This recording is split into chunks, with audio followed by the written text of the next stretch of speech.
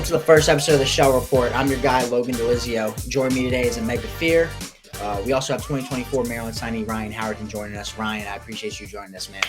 Of course, man. Anytime. I love this show now. That's my favorite show now. All right, so we'll get right into it, man. You obviously got a chance to cement a memorable few weeks for you, right? First you finalized your commitment to Maryland during the early signing period, and then you got a chance to head down to Orlando as the only Maryland signee down there for the Under Armour All-American game. So you just basically, just talk about how it was getting down there, and then what was your most memorable experience at the All-American event? It was surreal being down there, man. It was like a dream come true. I remember early in the year during like spring workouts and stuff, I was just talking like, I want to be All-American. I want to be All-American. Like during the season, I had like an All-American mouthpiece. Like it was an American flag as the mouthpiece. And just being there was like, this is it. Like you kind of like made it as a high school athlete. So it was really big for me. But man, it was just me getting bullied down there, man, as the only Maryland guy. Like I'm talking to the Penn State guys and the Michigan guys, Ohio State guys, Bama guys. They talking about their teams, the national championship and stuff. And it's like, they just looking down on the little guy, I guess. But definitely my most memorable moment was just after the game, honestly, when we were all giving out gear, talking to the kids on the sideline, and I got to go out on the field one last time and kind of like soak it in. Like this was the end of a high school journey that honestly had a lot of ups and downs and a lot of tough choices, but was nothing I would ever change it out for. So it was kind of like a bring it all together moment. Yeah, no, absolutely, man, and I completely get that. And just from the on-field aspect, saw some clips and whatnot. I think the day before the Under Armour All-American game, some one-on-ones. I think it was the A&M commit. You had some. I think it was 2 or 3 straight reps where you did pretty well against them. Did really well in the Under Armour game. But just kind of curious for you, obviously just being in a different environment. What kind of things maybe do you take away, and then just going up against different competition? I would definitely say the biggest thing I took away was like, I'm here, like honestly, not to be like cocky or anything, but like I was like the 3-star guy coming, the Maryland commit guy coming in, not a lot of followers on social media guy coming in, all these guys having 20, 30, 40, 50K on like Instagram, Twitter, and you see their highlights all day, and it's like, yo, these guys are nice. Like I know I'm nice, but these guys are nice too. Like, and they're getting pushed. So just being down there competing with them was like, yeah, you're here. And to show that you can make a play against these guys, to be a top performer in the game is like, yeah, like I'm something to not just push to the side, not just to be like, oh, you the Maryland commit down here. Like, no, this is Maryland football here. Like, I brought it here. And now we're going to show that. Yeah, I like that, man. I actually just want to add, just going to build off that, because, you mentioned, just kind of like, joking with like being the only Maryland guy, just hearing it from the Penn State, the Michigan guys, and SEC and all that. And I remember just covering like your recruiting before you made the decision officially to go to Maryland. I think it was Pitt, West Virginia. It's kind of in that top group, and it felt like you kind of made the decision for all the kind of the right reasons, rather than like the NIL and whatnot. But I guess when you kind of go down and you kind of hear that kind of bullying and things like that, felt like again, like kind of throughout, like you were kind of cemented, but like when you go down there, does you ever I guess now that you put pen to paper, do you like take it personally? Yeah, honestly, because I'm talking with all the Big Ten guys mostly, and they just talking about the scores and like, yo, y'all not doing this, y'all not doing that, like we can do this, we can do that, and I'm just talking about the guys we got, and I'm like, yeah, we can be here, like it's nothing to just smirk at or nothing like that, like we can be here. So I did take it personally, and when I catch him, I'm gonna show him. Other than yourself, right? Talking about the entire recruiting class, your entire class, who do you think is take away the stars and stuff, right? Take away the rankings, take away the sets. Who do you feel personally is like the most underrated in the class, going to surprise everybody come next fall? Ooh, that's tough because I'm looking at these guys and I think everybody nice. I would say a lot of the fans at Maryland are talking obviously about Torres being the most underrated guy. He's obviously like coming in as like a first or second year offensive lineman, already being dominant. That's just showing that he can grow real easy. So that's something special. But I would say My most underrated is probably Lloyd. Lloyd Irvin, probably Lloyd. 6'3", rangy corner. Probably has a 40-inch vertical by now. So, and I've seen him locking stuff down. So I think he's going to be a early impact type of guy. Yeah. See, to me too, that's a crazy answer, right? Because he sat out what most, if not all, of his senior season, right? Yeah, I don't think he played at all. Yeah, so I mean, him coming in, having fresh legs, everything fully healthy. He's been at Maryland throughout the whole season, pretty much watching practice, getting the feel of the defense. So I mean, he already has that head start that a lot of kids don't come in. So that is impressive too. Yeah, and I mean, kind of building off that, I mean, he's getting to Maryland. I know I saw him down there for the bowl practices, things like that, where he got a chance to work on the side. But both you and Lloyd are enrolling early, so I guess kind of for you, I know you kind of have I guess a little bit of time, but between now and when you do enroll, I guess what is your focus? I mean, is it more so like just kind of rest up a little bit to kind of keep yourself fresh, or do you try and tweak some things here and there, or is it just kind of maintain? I would definitely say maintain and like more so rest over dropping tweets and stuff. I would say trying to keep my body as ready as possible to get right into workouts, get right into practice, get right into the swing of things, and not slow things down, but like pick it up fast. So, for you as a freshman, like you go in what next week? I'm pretty sure it's next week. Yeah. Yeah. What are you most excited for in your first season, man? Can I be honest? It's like getting whooped, man. Just honestly, like getting whooped, bro. Like just learning, like getting better, honestly. Because like I'm already coming in with the mindset like you can't be the big dog on campus no more. Like you gotta restart, you gotta re-solidify yourself. So I'm ready to just come in and see what I gotta work on, get with Coach Braz, take those extra time. Because I've seen the other guys who made the NFL who've been top picks do the same thing. So it's just taking that mindset and realizing that it started somewhere. So getting ready to be kind of like back at the bottom to build myself back up. Cool. I got you. And I guess, do you feel like you kind of have any goals for you? I know for O-lineman, I know Locks is kind of transparent, especially just in the trenches, Big Ten and whatnot. It takes time to kind of rebuild. So you feel like for you, any kind of going in with any year 2 goals? I would definitely say like get my maxes up and be more of a Swiss Army knife. Just being able to say, hey, maybe the left guard is out for a couple plays, you get in there, or the right tackle's out a couple plays, get in there. Not just being like a right side, right tackle, right guard type of guy, but being able to play all positions. So when the time comes, I can just be ready. So being ready to learn, being ready to get in there and actually make an impact on the field. Now, to that answer, though, like, do you have a position that you feel more comfortable in? That you like, if they were like, all right, listen, day one, you're going here. Like, what position do you feel personally that you can go in and compete right away? I want to say right tackle, but after this last All-American game, they had me at guard the whole time. Like I never even sniffed right tackle. And just being able to compete against these 4-star, 5-star guys and show that I can compete with them, I'm kind of excited to go to guard. I mean, I already had the build for it. I've already been kind of getting like mocked up for it with the athleticism and long arms type of thing. So it's definitely something like now where I was wanting to be a right tackle, but now I'm kind of ready to play guard, to be honest. Cool. I got you, man. And I know Locks has talked about a lot, not even just like the O-line. Sometimes, skill players, and even in your past, just position versatility. When you mentioned, just playing right tackle at Pilati and, going down there and playing right guard. And just kind of the O-line class as a whole, Locks is pretty open that, this 2024 cycle, they really needed to put a premium on the offensive line, and you and Therese and Devon Watkins and Trevor Szymanski, all these guys, big pieces in the trenches.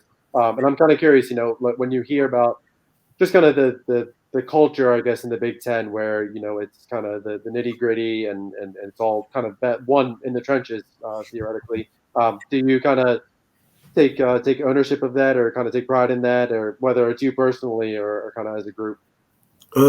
Yeah, I would definitely say I take ownership in it. I feel like we all do, like, especially after watching this last college football playoffs run and seeing what Michigan was doing, how they just driving the ball down people's throats, and we looking like we should be able to do that. Like we want to be able to do that too. We want to chase that Joe Moore type of thing. So it's definitely something we all take ownership in. I would say, not even just me. All right, so Maryland's thing, right? Even before Locks Blacks has really hit it, right? Is the whole DMV UMD movement, right?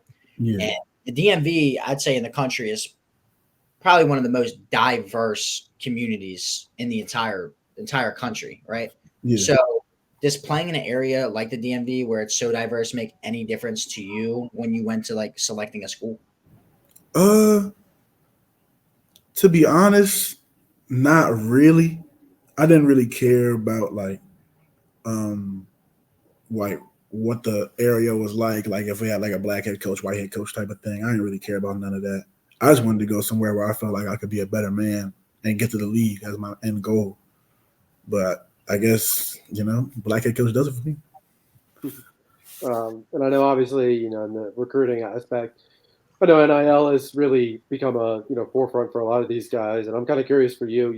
One, what would you change about NIL, and two, what's kind of the craziest thing that maybe you heard about NIL, whether someone that or someone from the Armor game, or just kind of how it's kind of overtaken recruiting like that.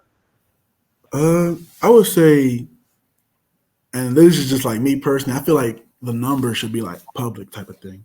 I don't I don't like under wraps numbers where it's like, oh, this guy just jumps in the portal and he comes to this different school and it's like, oh, we know he paid him, but how much type of thing. I feel like everything should kind of be like public access to where we know it's like what's going on, how much this guy's making, how much that guy's making. Because at the end of the day, if it's a business, we might as well go full out into the business aspect of it and talk about people's contracts and different stuff like that.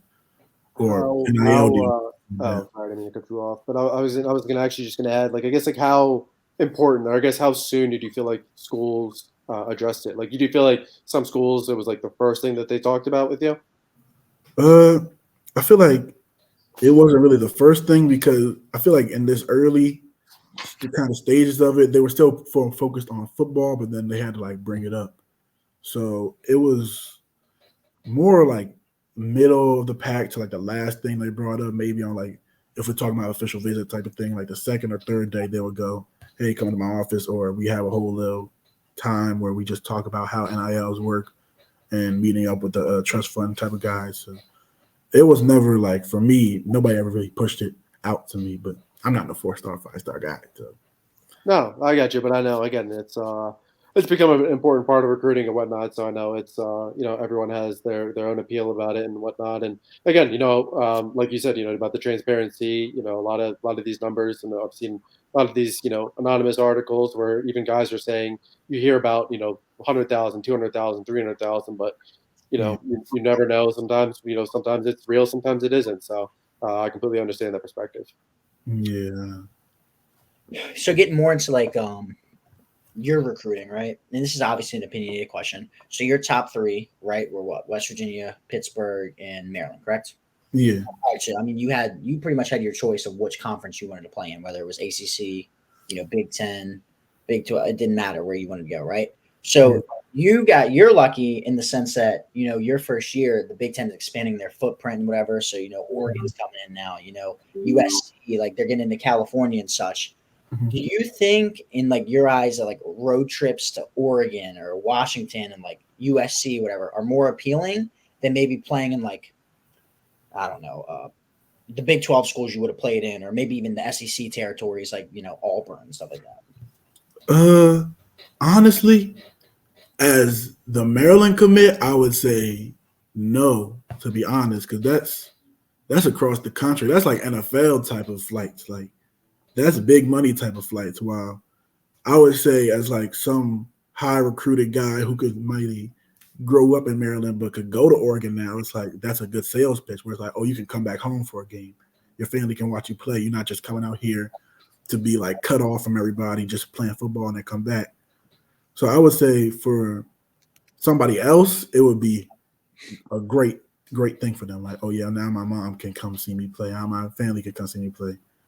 But for me, having to take a 20-hour flight or something like that just to wake up the next 2 days and be in Oregon just to play a football game and then come back home to get ready for a game against I don't know, maybe Southern California. Like it would just be a lot for me. It'd have to be something I get used to. Yeah, it's gonna be a lot of lot of flights, man. So you better rest up. But yeah, obviously, man. Obviously, like you talked about, just kind of with Maryland and whatnot, and just kind of locking in with Maryland. I know you had talked about just kind of locks and what he had talked about, just kind of his vision and kind of the premium on the offensive line, and your familiarity kind of with the guys in the program and the guys coming in, things like that. But I'm kind of curious, like just kind of looking back at that official visit weekend. Did you feel like there was kind of a moment for you when or did you know kind of going in that like Maryland was kind of the spot, or just kind of curious to hear your perspective on just kind of how Locks kind of handles the recruiting process? Personally, for me, no, I didn't go into any official visit thinking that this was going to be like the commit and this is just going to seal the deal type of thing.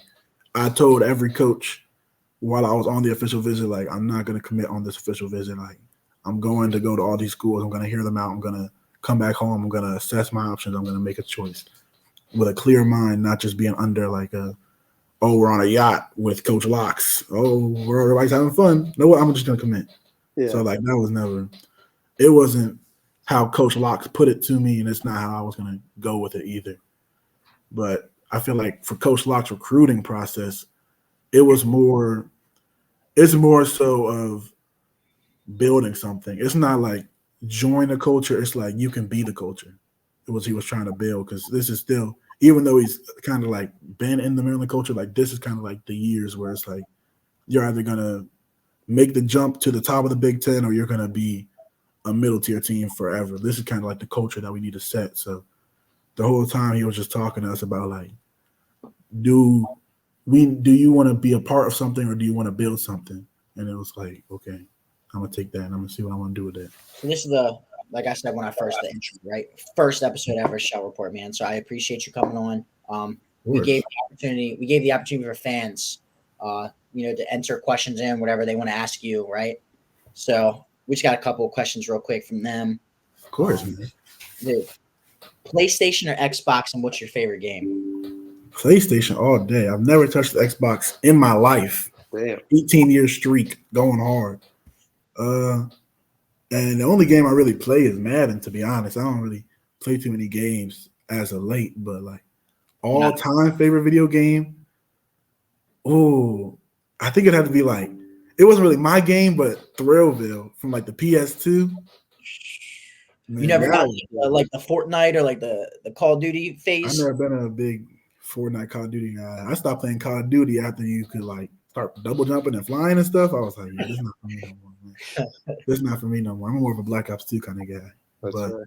Yeah, I would say Thrillville was probably like the most fun I've seen on the game. Sure. And outside of video games, what's your favorite kind of thing to do? Just kind of unwind, relax. I really don't do nothing, man. I promise. I'm really just like a laid back. Like if I got some free time, I'll probably watch some sports or something, or I'll be on the game. But other than that, like I'm not no big hobbies, having something to do on the side type of person. I've never been like that. I just always want to have some time to just relax, unwind, and focus on something that doesn't even matter. I like it. With your 2024 class officially wrapping up soon, real soon, do you have in mind anybody in the 2025 class that you personally want to see join the Terps? Man, I've been pushing for it for like a year now, man. Malik, man. I need Malik Washington, man. God, that's my guy. I need him, man. That's really the biggest 25 guy that I've been trying to push for. And now we're in the top 6 or top 8. I don't know. Top 6, yeah. Top 6. So I'm pushing harder now. Fair enough, man. I think all of Maryland's that's who they really want, man. But well, obviously, we'll get a chance to dive more into the 2025 over on Inside the Black and Gold Med site. I know fans are looking forward to watching you inside of Syracuse Stadium. St. Vincent Pallotti tackle Ryan Howerton, who heads to College Park soon, joins us on the very first show. Where can fans find you on social media, man? My Instagram is at HeyMountain with 2 Y's, and my Twitter is Ryan Howerton 78. All right, man. We're excited to watch you into the SECU Stadium. I appreciate you taking the time with us today.